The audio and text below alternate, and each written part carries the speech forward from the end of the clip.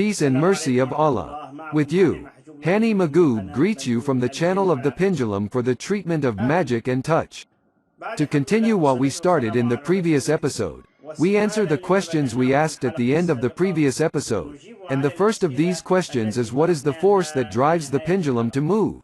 And if we have answered about a crack for this question in the previous video, and is that the driving force of the pendulum is the force of the soul. But how does this force make the pendulum move? And why does the pendulum move with each person at a certain length that varies from person to person? Perhaps what explains this is the phenomenon of resonance in physics, which is that every body in nature has its own frequency, and every body has its own natural frequency that distinguishes it from other bodies. It stores the maximum value of the vibration energy, which leads to it vibrating with the largest possible frequency and amplitude of vibration. The second question is how does the pendulum transmit light waves and how can they be used in treatment? The pendulum captures radiation or waves that are translated by its movement. In treatment, we determine through the pendulum the appropriate color for the treatment of touch.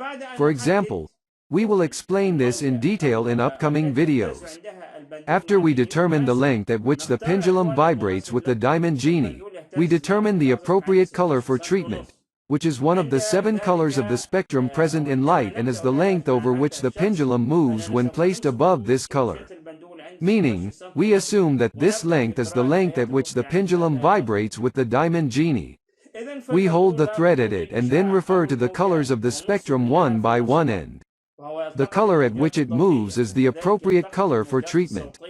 And, of course, we will have predetermined the length at which the pendulum vibrates with each of these colors. So we assume that the pendulum moves with the color blue, and we have determined that the pendulum vibrates at 16.5. This means that we will make the length of the pendulum's thread 16.5 and start reading the verses of the Ruqya at this length. So the pendulum picks up radiation or waves and sends them at the same time. It picks up light waves as well as sound waves resulting from reading and then redirects them to the desired target again, which is determined by the self-wave of the person receiving treatment, which varies from person to person as a fingerprint the finger, which can be measured in the presence of the person himself or one of his personal belongings or his name. Therefore, when using the pendulum, the treatment is by 2 methods. The first is light wave therapy, and the second is sound wave therapy for the legal Ruqya. And our date in the next video, Allah willing.